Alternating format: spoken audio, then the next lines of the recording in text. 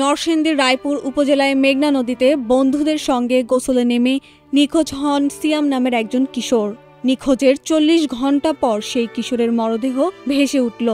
২৭ June শুক্রবার উপজেলার শ্রীনগর ইউনিয়নের ফকিরের চর এলাকায় নদীর পাড়ে তার লাশটি ভেসে ওঠে।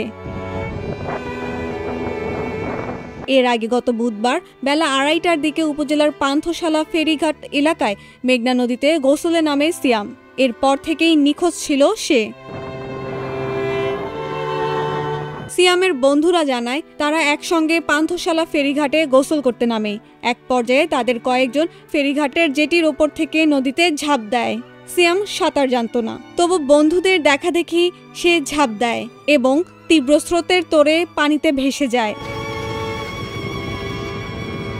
পুলিশ ও স্থানীয়রা জানান, সিয়ামের নিখোঁজের খবরে সেদিন বিকেল ৪টা থেকে রায়পুর ফায়ার সার্ভিসের একটি দল উদ্ধার অভিযান শুরু করে।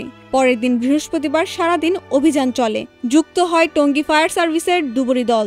সিয়ামকে খুঁজে না পাওয়ায় সন্ধ্যা ৭টার দিকে অভিযান সমাপ্ত ঘোষণা হয়। এরপর শুক্রবার সকালে সিয়ামের লাশ ভেসে উঠলে পরিবারের সদস্যরা ঘটনাস্থলে আসেন।